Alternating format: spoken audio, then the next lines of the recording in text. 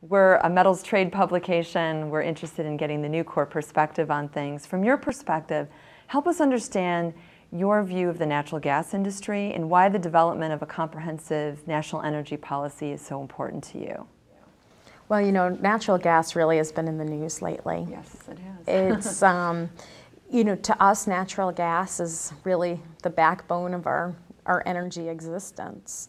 The availability and affordability of natural gas is a huge game changer. We spend a lot of time talking about the importance of energy development, resource development, offshore exploration. When you look at the volatility that used to exist in the natural gas market and the high prices that we were experiencing just 6 years ago, you compare and contrast that with the price of natural gas today, there's only one reason. Because we have stockpiled that resource, because we are involved in extraction. We have upped our supply. Our supply versus demand has fallen in place. And as a result of that, the price of natural gas has fallen 70% in the last 6 years. It's because we've invested in hydrofracturing. You know, that's become a very, as of right now, sort of it's become a bit controversial. But when you go into the communities where they're hydrofracturing, those communities have embraced that technology because it's been a proven job creator. It's also been a proven natural gas price decreaser. I mean, for us, it has been a true game changer. I think Nucor is perceived as being in support of a rules-based free trade, though some counter that. How does Nucor think energy policy relates to international trade policy? And what do you see as the key elements of the former impacting the latter? Our ability to be self-sufficient is critical.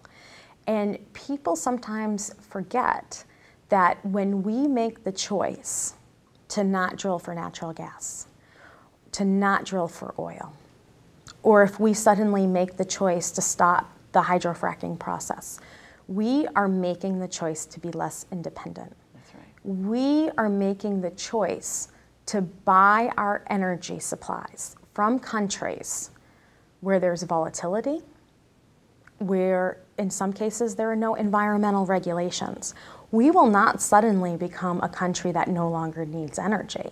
We will just make the conscious choice to have to buy it offshore. And what does that mean from a steel perspective? So are you saying we're buying another country's less eco-friendly products? Well, you know, in this world where everybody is very focused on your carbon footprint and how green your industry is and how green your energy supply is, it seems perverse to move to a system where we get our natural gas or we get our oil from countries like China that have zero environmental regulation, and then we transport them across the ocean to arrive at the United States when we have plentiful reserves here. Right, interesting. So we'd argue that much of the reshoring initiatives have to do with two issues: rising labor costs in emerging markets and the value of the dollar. How important do you think energy costs are in the ROI calculations that companies run to move production back to the United States? I would say it's huge. You know, the United States is finally an attractive place to do business in terms of our natural gas market. It used to be, you know, companies were always looking offshore based on the price of natural gas because 6-7 years ago we could not compete. But we can compete now, and that's a huge incentive to either bring companies back or for companies here to look to do some expansion because they have this resource available to them with certainly not a price certainty, but more certainty in the marketplace. And why in the end did Nucor decide to build that DRI plant in Louisiana instead of offshore? I think it was Brazil. Well, Nucor always wants to grow in the United States. We're very proud to be a U.S. company.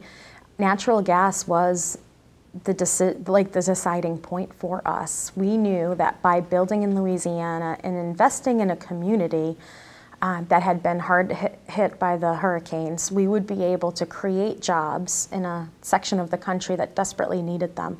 We would also have this access to natural gas in the long term. So we know going in that this will be a reasonable cost input into our facility and our process.